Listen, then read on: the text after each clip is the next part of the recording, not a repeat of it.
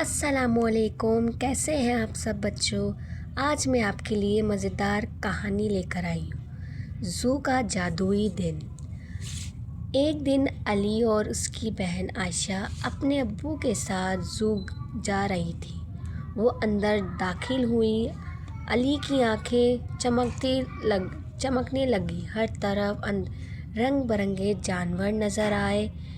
شیر دھاڑ رہا تھا، بندر چھلانگیں لگا رہا تھا اور ہاتھی اپنی سونڈ سے پانی چھڑک رہا تھا۔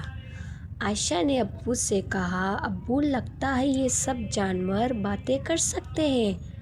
ابو ہنسے اور ہا ہا ہا ہا، اگر تم دھیان سے سنو تو۔ علی نے کان لگایا، دھیمی سی ایک دھن سنائی دی۔ ہیلو علی، بندر بول رہا تھا۔ علی حیران ہوا، تم بول سکتے ہو؟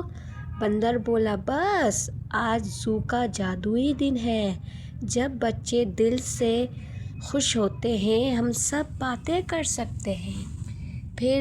پھر شیر بولا، ہم سب تمہارے لیے ایک تحفہ دینا چاہتے ہیں، خوشی کا راز۔ عائشہ نے پوچھا، وہ کیا؟ شیر نے کہا، جب بھی کسی کو مسکرانے کی وجہ دو، زو کا جادوئی تمہارے آس پاس آ جاتا ہے۔ شام ہوئی، سب جانور واپس اپنے پنجروں میں چلے گئے۔ علی اور عائشہ زو سے نکلتے ہوئے خوش تھے۔ علی نے کہا، آج کا دن جادوئی تھا۔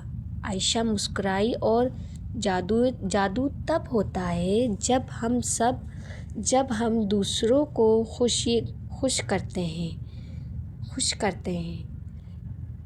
آپ سب کو یہ ویڈیو کیسی پسند آئی؟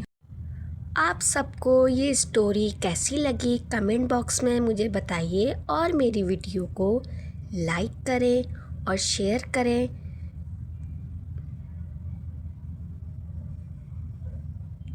Thank you for watching.